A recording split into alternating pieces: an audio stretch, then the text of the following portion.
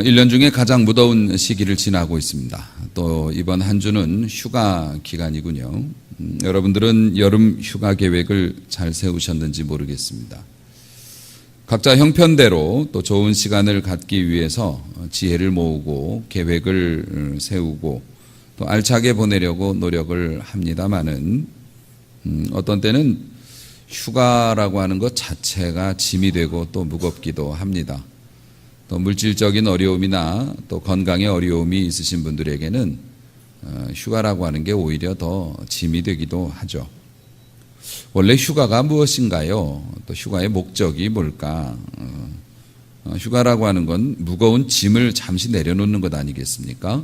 우리가 일상이라고 하는 이게 무거운 짐을 들고 걸어가다가 무거우면 잠시 내려서 쉬었다가 가는 거, 이게 이제 휴가인데요.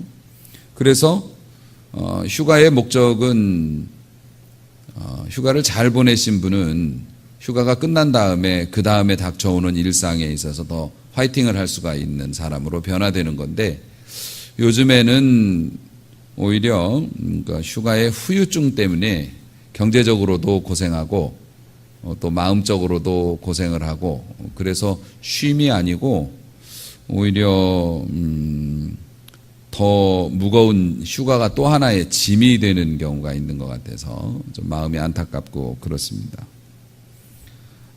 하나님이 기뻐하시는 진정한 쉼이 여러분에게 있으셨으면 참 좋겠고, 또 하나님께서 고단한 삶을 살아가는 여러분들에게 몸과 마음에 큰 위로를 주시기를 축복을 합니다. 이 축복을 받고 휴가를 가면 좋은데 벌써 가신 분들이 많아가지고 지난 한 주 동안에는 요한복음 11장에 나타난 나사로의 죽음에 관한 내용을, 말씀을 우리가 서로 보며 은혜를 나눴습니다. 그 중에 제일 큰 이제 우리의 의문사항은 우리의 공통적인 고민이죠. 하나님은 왜 우리의 기도에 외면하시는 것처럼 보일까? 왜 우리의 절박한 상황이나 우리의 힘든 정말 타당하고 합당한 기도의 제목조차도 응답을 안 해주실 때가 많을까? 이제 이러한 고민이죠. 대표적인 게.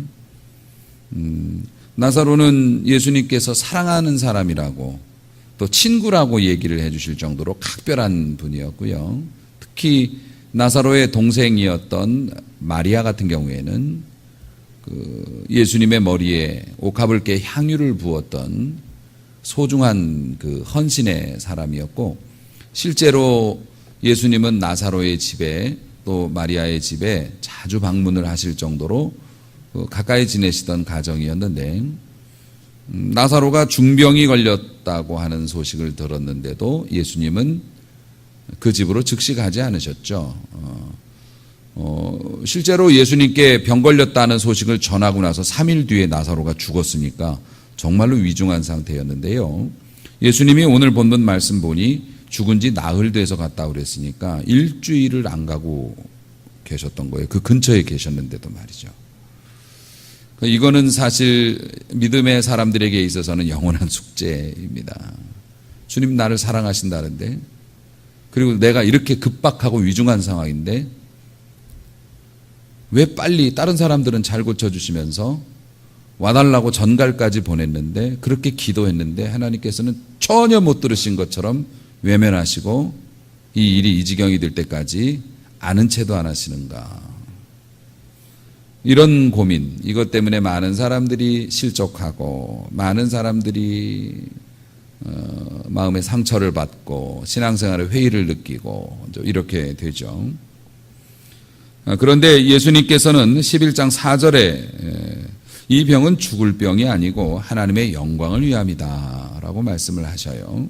죽었는데. 죽을 병 아니래요. 죽었는데. 또 이해하지 못할 그 말씀도 있어요. 오늘 11장 읽은 본문 중에 있는데요. 그 예수님께서 나를 믿는 자는, 마르다, 언니 마르다하고 말씀하시면서 나를 믿는 자는 죽어도 살겠고 살아서 나를 믿는 자는 영원히 죽지 않으리라, 이런 말씀도 주셔서 뭐래시는 거야. 나를 믿는 자는 죽어도 살겠고, 그거는 뭐 예수님 믿고 죽은 사람은 나중에 부활한다는 거 좋아요. 그런데 살아서 나를 믿는 자는 영원히 죽지 않는다고요? 제가 이 말씀을 처음 들었을 때가 하관 예배 드릴 때 그 목사님이 그런 설교하시는 걸 청년 때 들으면서 지금 죽어서 땅에다 묻는데 이분 권사님인데 살아서 나를 믿는 자는 영원히 죽지 않는다는 게 뭔 소리예요? 성경이라고 다 맞는 건 아닌 것 같아. 청년 때 그런 생각을 했던 기억이 납니다만은. 이 죽음이라는 게 우리가 생각하는 눈을 감고 숨을 안 쉬는 것을 말하는 건 아니에요. 성경이 말하는 건. 죽음이라는 건 하나님과 분리되는 거고 하나님조차도 도우실 수 없는 영원한 나락으로 떨어지는 걸 죽음이라고 말하는데, 살아서 하나님을 잘 섬기고 예수님을 잘 섬긴 사람은 영원히 죽지 않는다라는 말은 더 이상 죽음의 권세가 그를 흔들 수 없다라는 것을 의미해요. 다시 말해서 예수님 잘 믿는 사람은 곧 죽게 되어도 육신의 죽음을 맞이해도 두려움 없이 오히려는 반가워하는 사람도 있을 정도로. 그 육신의 죽음이 너 이제 죽는다? 그럼 사람들은 다 발발 기거든요. 그런데 예수 믿는 사람들은 나는 하나님의 품에 안기며 하나님의 은혜 아래 이제 이 진짜 헐벗은 육신, 이 고통 속에 방치되었던 내 육신을 벗고 진정한 자유를 나는 누릴 거야. 멋지죠? 살아서 주를 믿는 자는 영원히 죽지 않는다는 말. 실제로 하늘나라에 가서 영생을 또 누리기도 하고요. 사랑하는 성도 여러분, 그렇기 때문에 이 나사로의 사건에서 우리 하나님께서 우리에게 가르쳐 주시는 이 말씀은 너희의 고난은 저주가 아니란다 였거든요.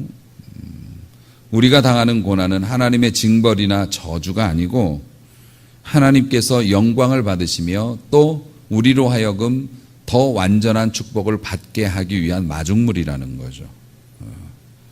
그래서 우리가 이 고난에 절대 기죽을 필요 없고 낙심할 필요 없고요. 심지어는 나사로가 죽어가지고서 뭐든지 나흘이나 됐고 더 이상 소망이 없는 거지 않습니까?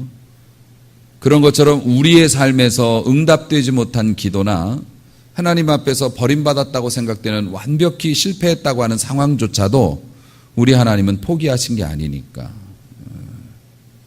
여러분이 겪고 있는 무응답이나 이런 것들은 저주가 아니고 하나님의 영광의 도구가 되고요. 또 여러분의 삶에서 어떠한 상황이나 어떠한 상태라도 하나님이 살려내지 못할 나사로는 없다는 거죠. 그것을 우리가 믿어야 한다는 교훈을 일주일 동안 말씀을 보며 얻었습니다. 자, 예수님께서 나사로가 죽었음을 이제 아시고 깨우러 가자 하시면서 무덤을 향해서 발걸음을 옮기셨습니다. 그리고 예수님을 마중 나온 언니 마르다하고의 대화가 오늘 읽은 본문의 말씀입니다. 오빠가 이제 나사로고요. 그 아래가 마르다, 그 아래가 마리아 그렇습니다. 마리아하고 마르다는 자매인데도 성격이 되게 스타일이 달라요.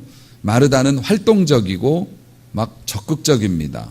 그래서 요한복음과 누가복음에 이제 마르다와 마리아 사건이 이제 기록이 되어 있습니다만은 막 예수님이 오시면 언니는 막 주방으로 달려가서 음식장만 하고 정신이 없습니다.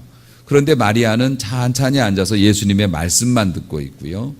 또 속이 상하니까 마르다는 예수님한테까지 막 뭐라고 하면서 우리 동생 일하라고 얘기 좀 해주시라고 쟤 좀 보라고 막 이렇게 얘기를 합니다. 예수님을 기다리고 있었는데 예수님이 이제 이쪽으로 오셨다라는 전가를 듣고 마리아는 집에 앉아 있고 마르다는 뛰어나가서 마을 어귀에서 예수님을 만나 뵙습니다. 그런데 그렇게 보면은 마르다가 신앙생활을 훨씬 더 잘할 것 같은데 놀랍게도 향유를 예수님에게 부은 엄청난 헌신은 마리아가 또 했네요. 그래서 가만히 보면은 사람의 성품에 따라서 이렇게 활동적인 분들이 있고 또 내성적인 분들이 있습니다만은 진짜 주님 앞에서 누가 쓰임 받는지는 사실은 모르겠더라고요.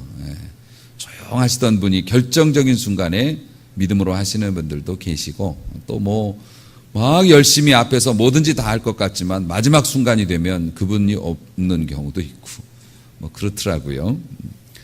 자, 마르다가 예수님을 보자마자 생각나는 대로 머리에 떠오르는 대로 이야기합니다. 21절이죠. 마르다가 예수님께 여짜오되 주께서 여기 계셨다면 내 오라버니가 죽지 아니하였을 것입니다. 이렇게 얘기해요. 실제로 이 이야기는 나중에 그 집에 있던 마리아가 쫓아나가서 언니가 이제 예수님 오셨다 나와봐라 이래가지고 마리아도 나가거든요. 마리아도 똑같은 얘기합니다. 주님이 여기 계셨으면 내 오라버니 안 죽었을 겁니다. 그러니까 이 집안의 사람들이 얼마나 마음이 상했는지를 알 수가 있죠.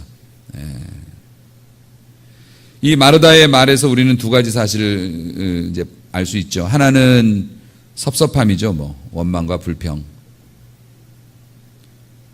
저희들 사랑하시잖아요. 저희도 또 주님께 할 만큼 했다고 생각하는데 왜 빨리 안 오셨어요? 이거 우리가 가지고 있는 마음이죠. 저 신앙생활 나름 열심히 했는데 왜 안 도와주세요? 아니, 안 믿는 사람도 그거는 되던데 왜 우리는 안 돼요? 이런 원망과 섭섭함. 또 하나는 그 와중에도 믿음이 엿보이잖아요. 주님이 여기 계셨더라면 안 죽었을 텐데 라는 것도 사실 믿음이지 않습니까? 안 계셨으니까 죽었고 계셨으면 안 죽었을 텐데.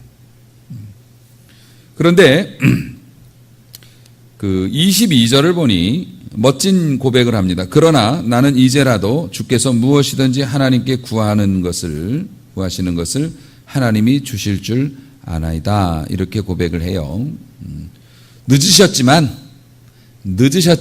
지금이라도 선생님께서 하나님께 기도하면 하나님께서 뭐라도 안 주시겠습니까? 이렇게 고백을 해요. 근데 이게 되게 멋진 말 같고 우리도 이런 말 많이 하죠.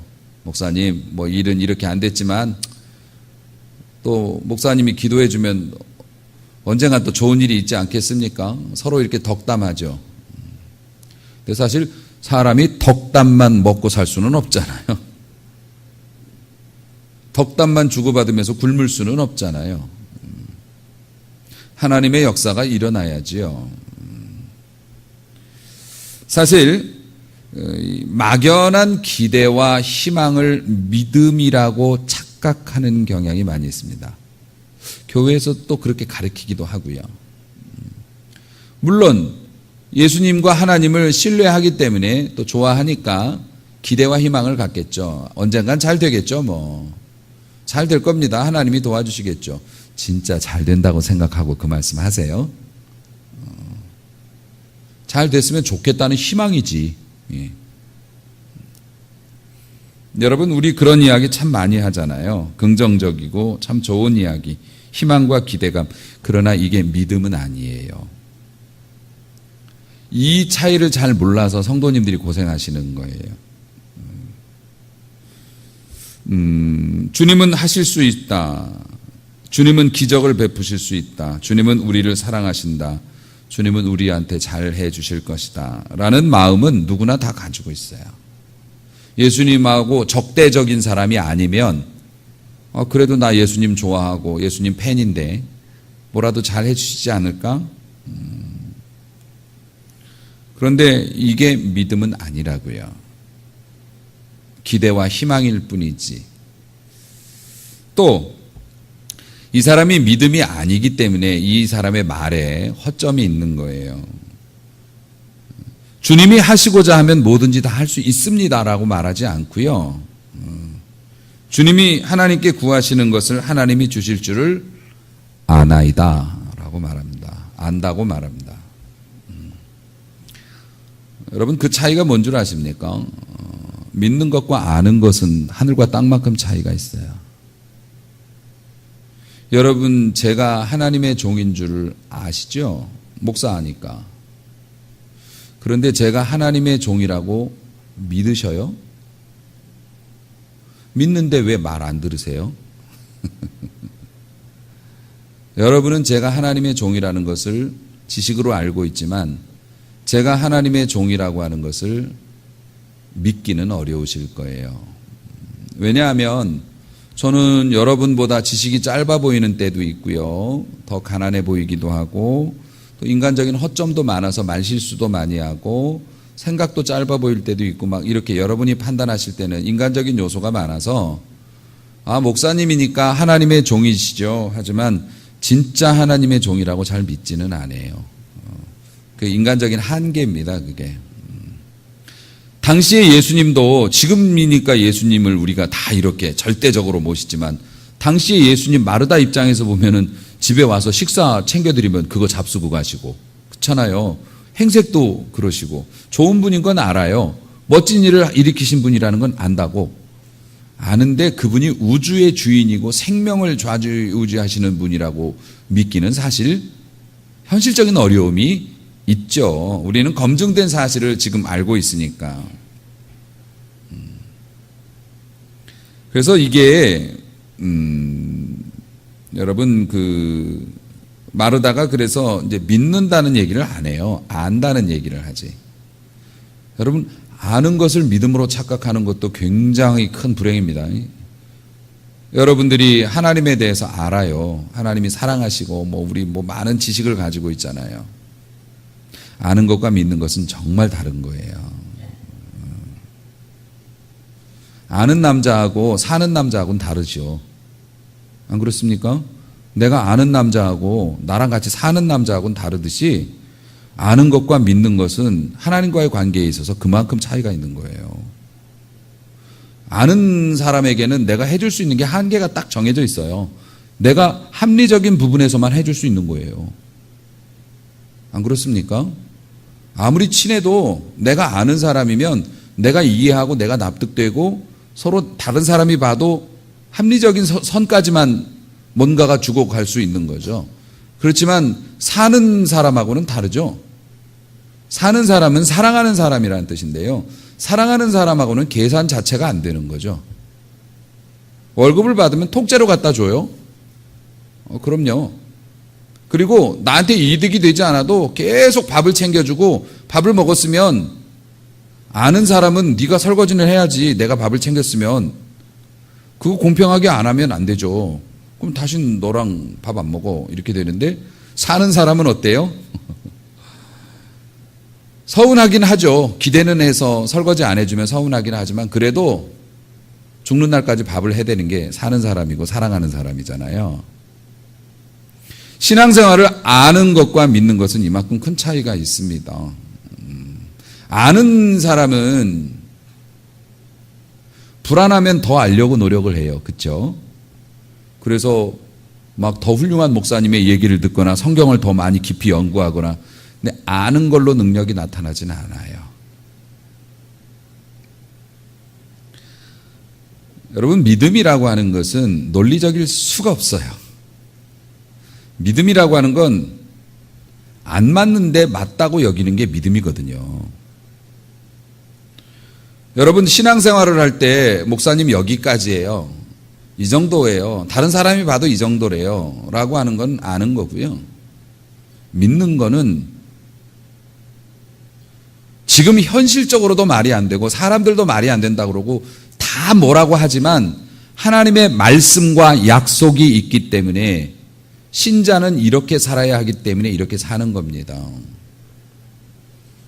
예수를 부정하고 주님의 얼굴을 짓밟으면 살려준다라고 하면은 밟아야 되는 게 이성입니다. 아는 거죠. 정보니까요.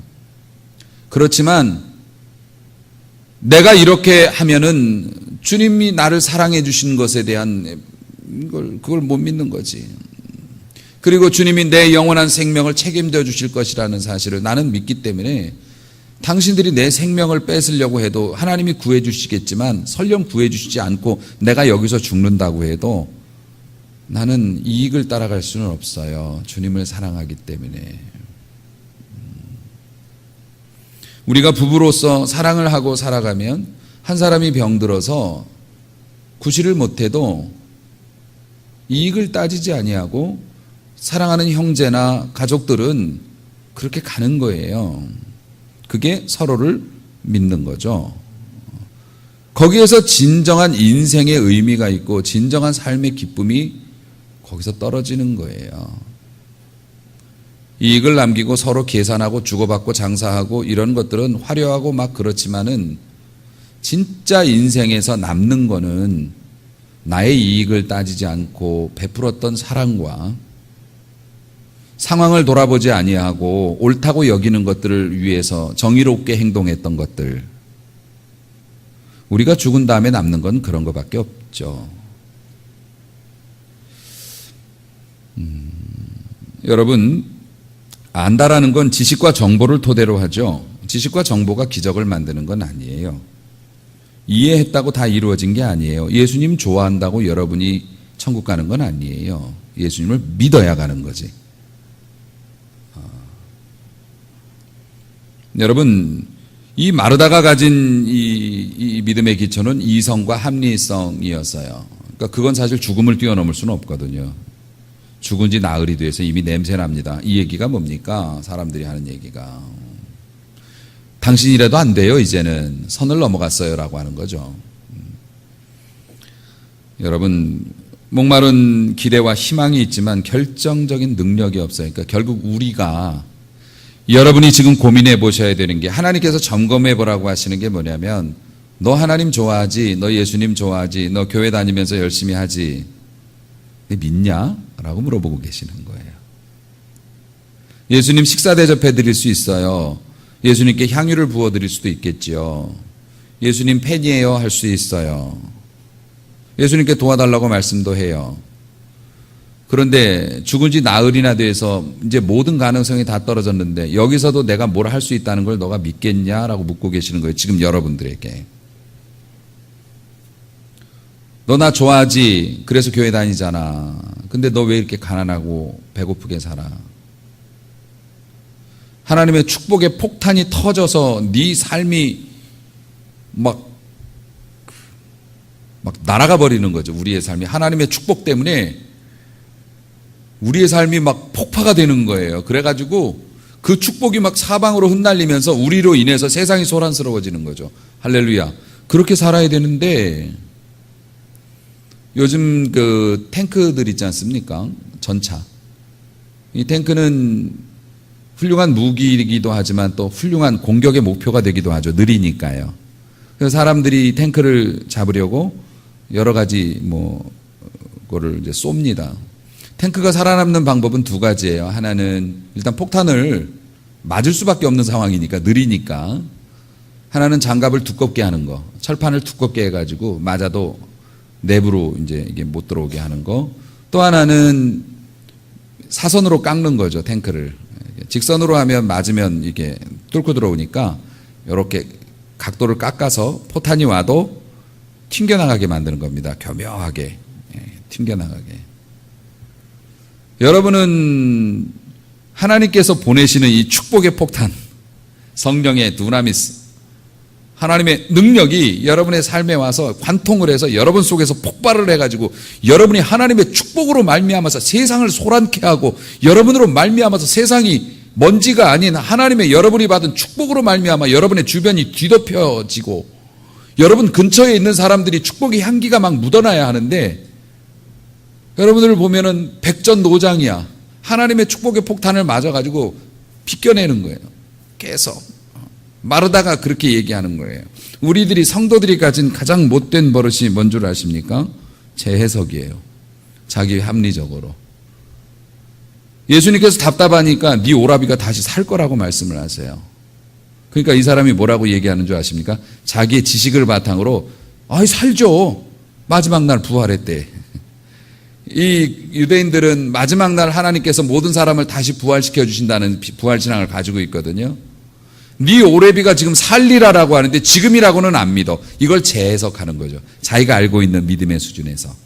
그래서 비껴내는 거예요. 하나님의 역사가 흠집은 많이 나서 예수 믿은 흔적은 많아요. 내가 뭘 했고 지금도 뭘 하고 있고 그런데 폭발은 없는 거죠. 그게 참 딱한 일입니다. 이제 우리가 가서 야단 맞을 거예요. 너는 왜 그 모양으로 살았냐 이렇게 말씀도 하시겠지만 넌 뭘 잘못했다도 있지만 너의 가장 큰 잘못은 내가 보낸 축복을 네가 누리지 못한 게 잘못이야 인마. 하나님이 그러실지도 모르겠어요. 우리는 말씀을 재해석한다고요. 왜냐하면은 내가 이성의 범위 안에서 이거를 받아들여야 되기 때문에 재해석이 불가피한 거예요. 그 유명한 일화가 있죠. 주일학교 갔다 온 애한테 부모님이 물어보죠. 너 주일학교에서 뭐 배웠냐? 그랬더니 모세가 이스라엘 백성이 홍해를 건넌 이야기를 배웠습니다. 뭐라고 가르치더냐? 모세가 명령을 내렸더니요, 사람들이 다 나무를 가져다가요, 다리를 만들어 가지고요, 홍해 위에다 다리를 놓고 막 건너갔는데요, 뒤에서 애굽의 군사가 쫓아와서 다이너마이트로 폭파시켜 가지고 다 죽었대요. 엄마 아버지가 기절할 노릇이죠. 교회에서 정말 그렇게 가르쳤냐? 선생님이 그렇게 가르쳤냐? 라고 물었더니 아니 그렇게는 안 했는데요. 말이 되겠어요? 사람이 어떻게 바다가 갈라져요. 그래서 제가 이렇게 엄마 아빠 이해하기 쉽게 이렇게 한 거예요. 우리가 그렇게 믿는다고요. 하나님께서 말씀하시는 건 액면 그대로 써 있는 가격 그대로를 안 받아들이고요. 자기가 받을 만큼 띄고 받아들이는 거예요.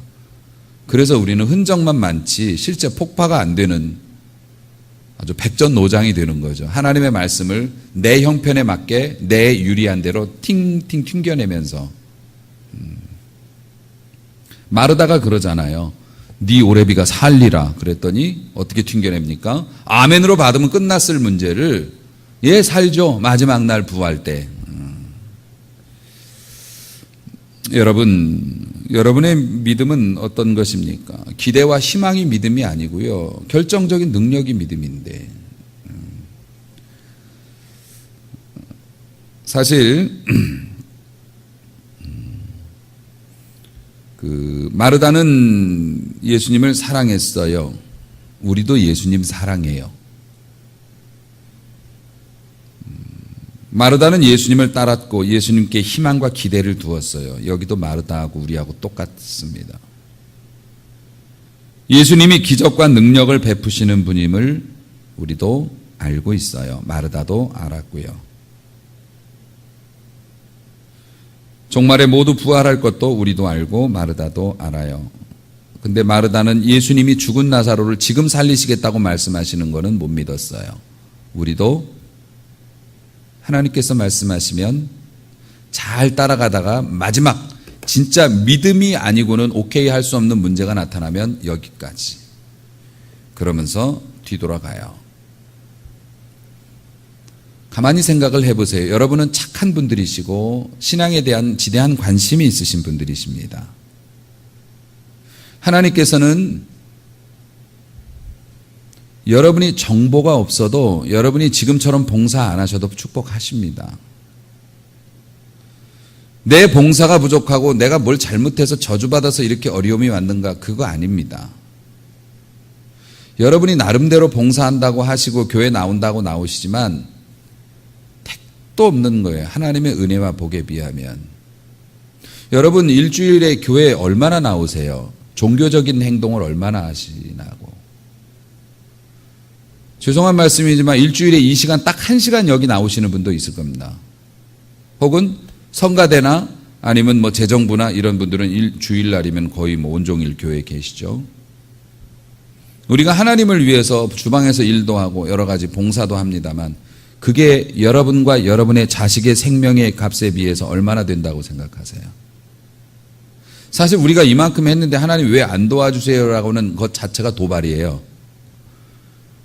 여러분 주무실 때 숨이 막히지 않게 도와주시는 하나님, 여러분의 심장이 한 번도 멈추지 않도록 죽을 때까지 인도하시는 하나님, 여러분이 운전을 할 때 잠시 잠깐의 위험한 것까지도 다 지켜주시는 하나님, 여러분이 계단을 오르내리거나 산길을 다니거나 여러분들이 사람과 만나고 여러분의 자녀들이 막 뛰어다니고 돌아다닐 때 그 심장과 호흡과 그것을 지켜주시는 24시간 365일 쉬시지도 않고 주무시지도 않는 하나님의 놀라운 역사와 보호하심과 우리가 몇 시간 여기 앉아서 하나님 하고 끝나면 가잖아요. 예배 시간 오는 것도 20분 30분씩 늦게 올 때도 있고 축도도 안 받고 가실 때도 있잖아요. 그것 때문에 하나님이 여러분을 도와주실 거라고 생각한다면 여러분은 제대로 사시면 안 되는 거예요. 그렇잖아요. 여러분이 하나님을 잘 섬겼기 때문에 하나님이 여러분을 도와주신다고 생각한다면 우리는 거짓골을 면치 못할 거예요. 아니면은 일주일에 한 2-3시간만 하나님이 여러분 편안하게 해주시고 나머지는 알아서 살아야 된다고요. 하나님은 여러분이 봉사 안 하셔도 하나님은 여러분이 교회에서 이런 일을 하면은 교회 운영에는 도움이 될 수 있겠지만 여러분 개인적으로는요. 여러분이 실제로 아무 일도 안 하셔도 하나님은 끊임없이 여러분을 사랑하고 도와주세요. 부모는 자식이 이쁜 짓을 하면 더 이쁘겠지만은 자식이 이쁜 짓을 안 해도 그의 먹을 것과 입을 것과 쓸 것을 챙겨줄 수밖에 없는 게 부모예요. 하나님은 그런 분이시죠. 그런데 중요한 건 뭐냐면은 그 하나님의 능력과 은혜를 다시 말해서 반찬이 없는 맨밥만 먹고 살아갈 수는 없는 거지 않습니까? 하나님이 주시는 인생의 기쁨과 맛도 누려야 하고요. 하나님 앞에 자랑스러운 헌신의 업적도 쌓아야 되고요. 어쨌든 여러분의 유한한 삶이 행복하고 기뻐야 하지 않습니까? 믿음으로 여러분 구하고 하나님 앞에서 기적도 경험해 보고요. 하나님께서 불가능한 일과 죽은 지 나흘이나 되어 인생의 모든 소망이 끊어졌던 나사로를 일으키셨던 것 같은 경험이 여러분에게도 있어야 될 것 아니겠습니까? 주시겠다고 하는데. 사실 우리는 그냥 살아도 살아갈 수는 있겠지만 하나님의 백성으로서 여러분이 놓쳐버리는 것들이 얼마나 많은지 몰라요. 살아서 나를 믿는 자는 영원히 죽지 않으리라. 여러분, 믿음으로 사는 사람들이 실패 안 한다는 얘기가 아닙니다. 잃어버린 걸 나중에 반드시 찾는다는 것도 아닙니다. 하지만 믿음으로 사는 사람들은 그런 것을 초월하는 기쁜 삶을 살 수 있다고 말씀하고 계시는 겁니다. 자, 여러분, 사실 우리가 믿음의 문제에서 고민하고 있는 거, 안다는 거는 이성의 문제이기 때문에 갈등이 없어요. 다시 말해서 너 이 수학 문제 풀 수 있어 없어? 그러면 내가 봐서 풀 수 있는 거는 풀 수 있는 거고 풀 수 없는 건 없다고 말할 수밖에 없어요. 못 푸니까요. 지나가는 사람 보고 너 저 사람 알아? 그러면 딱 봐서 알아요 몰라요가 정확히 나와요. 아, 저 사람 알아요. 얼마큼을 아는가는 차이가 있겠죠. 어디 사는지 이름이 뭔지 이런 자세한 정보를 알 수도 있고 모를 수도 있지만 아, 저 사람 알아요. 우리 동네 사람이에요. 까지는 얘기할 수 있잖아요. 여기 다니는 거 봤어요. 라고도 얘기할 수 있어요. 하지만 처음 보는 사람은 저 사람 몰라요. 라고 얘기하니까 고민할 게 없어요. 알면 안다고 말하고 모르면 모른다고 말하면 끝이에요. 근데 믿어 안 믿어 라고 얘기하면 고민이 많아요. 믿는다라고 얘기를 하면 믿음에 걸맞는 행동이 수반이 되거든요. 그거는 우리의 상식과 우리의 형편을 초월해야 되는 문제이기 때문에 믿는다고 말하는 것을 사람들이 굉장히 주저합니다. 믿기는 쉬운 문제가 아니에요. 눈에 보이지 않는 거기 때문에요.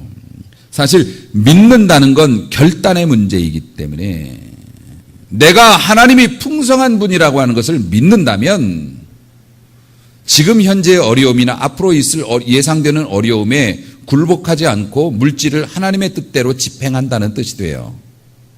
그거는 그렇게 써야 하기 때문에 되게 부담스럽죠. 믿는다고 말하는 것은. 내 자녀의 삶을 하나님께서 책임져 주신다고 믿고 믿는다면 세상 사람들이 뭐라고 하고 누가 뭐라고 하든지 하나님이 기뻐하시고 원하시는 길로 자녀를 끌고 가는 거예요. 그래야 되기 때문에 믿는다고 얘기하는 거는 사실 쉽지가 않아요. 우리가 아는 신앙과 아는 것을 가지고서 신앙생활을 하려고 한다면 문제가 해결이 안 되면 더 큰 교회나 더 훌륭한 목사님이나 찾아다녀야 돼요. 평생 끝이 안 나요, 그것은요. 여러분, 주님을 믿는다고 선언하는 순간 세상은 달라질 수 있거든요. 물론 우리가 많은 책임을 져야 하지만 사랑하는 성도 여러분, 예수님께서 아주 작정을 하셨어요. 네 오라비가 살리라. 그래도 이제 빗겨서 자기가 재해석을 해서 빗겨나가니까 예수님께서 내가 부활이고 내가 생명이다. 나를 믿는 자는 죽어도 살겠고 살아서 나를 믿으면 영원히 죽지 않을 거야. 네가 이것을 믿느냐? 예수님께서 믿느냐라고 도전하셨습니다. 그러자 마르다가 말을 바꿔요. 말을 바꿔서 27절 여러분 주목해 주십시오. 이르되 주여 그러하외다. 요게 우리가 쓰는 말로 하면 아멘이에요. 할렐루야. 목사님들이 그래서 그렇게 유치하게 아멘 막 이러시면서 아멘을 막 찾아요. 아멘 하세요. 뭐 야단도 치고 아멘 이러면서 아멘을 계속 하라고 하는 이유가 주여 그러하외다. 아멘이라고 하는 것은 믿습니다라는 뜻이거든요. 신자가 믿는 것 말고 하나님의 신기한 것을 얻을 수 있는 방법이 없어서 그렇게 아멘을 습관을 들이려고 노력을 하시는 거예요, 목사님들이. 마르다가 결국에는 주는 그리스도시고 세상에 오시는 하나님의 아들이신 줄을 내가 믿나이다. 주님이 말씀하신 것, 주님이 부활이고 생명이고 주를 믿는 자는 죽어도 살겠고 살아서 주를 믿으면 영원히 죽지 않는다는 사실을 그러하외다. 아멘 하고 받아들이고 내가 믿습니다라고 고백을 합니다. 결국 나사로는 살아나게 되죠. 재미있는 일이죠. 나사로는 지금 죽어갖고 아무 생각이 없어요. 병들었을 때도 예수님하고 말 한마디 못 해봤어. 그 동생이 믿어서 오빠가 살았네. 할렐루야. 신앙생활 잘 하셔야 돼요. 여러분은 여러분 개인이 아니에요. 여러분이 잘 믿어가지고 여러분의 부모 형제가 살아나고 여러분의 직원들이 복을 받고 여러분의 이웃들과 우리 교회가 복을 받을 수 있으므로 여러분이 잘 믿어야 돼요. 여러분, 믿음이 바뀌면 언어가 바뀌죠. 그리고 예수님의 말씀에 의지해서 제가 여러분에게 도전합니다. 아는 신앙은 이미 이제 졸업을 하시고 믿는 신앙으로 갔으면 좋겠습니다. 왜 불가능하다고 자꾸 말씀하십니까? 왜 안 된다고 말씀하세요? 죽은 지 나흘이나 되어서 냄새가 나서 더 이상 손도 못 대는 그런 사람을 살리신 주님께서 여러분의 문제를 해결해 주시지 못할 거라고 왜 그런 걸 믿습니까? 해결해 주실 거라고 믿어야죠. 우리 안에도 나사로가 있거든요. 여러분에게도 나사로가 있어요. 도저히 안 될 것 같은 거. 이미 끝나버린 문제 같은 거. 근데 그거 너무 우리에게 필요한데 이미 돌이킬 수 없는 문제라고 생각되는 거. 그게 나사로인데 그 문제 우리가 잊어버리고 있어도 주님은 그 문제를 향해서 때가 되어 다가오시고요. 회복시켜 주신다고 말씀하고 계시는데 어떻게 이번에는 아멘으로 응답하시고 주여 그러하외다 하시면서 믿음으로 받아들여서 여러분의 나사로가 살아나는 것을 보고 싶지 않으십니까? 좀 그랬으면 좋겠네요. 여러분이 잘 돼야 저도 잘 되니까 제발 여러분 믿고 복 좀 받으세요. 저도 좀 잘 되게. 여러분의 실패와 여러분의 아픔이 뭡니까? 여러분의 간절한 소원이 뭔가요? 주님이 고쳐주실 수 있음을 아는 데서 멈추지 마시고 믿으세요. 그리고 믿었다고 한다면 당연히 순종하는 거죠. 그 순종 속에서 여러분의 아름다운 모습이 나오는 거고요. 힘 빠지는 신앙생활 말고 상처나는 신앙생활 말고 주님의 주시는 말씀을 믿음으로 온통 받아들여서 내 안에서 폭발되어서 나로 인하여 주변이 변화되고 세상이 소란스러워지며 하나님이 영광을 받으시는 그러한 삶을, 그러한 가정을 여러분들이 만들고 누리실 수 있기를 주님의 이름으로 축원합니다.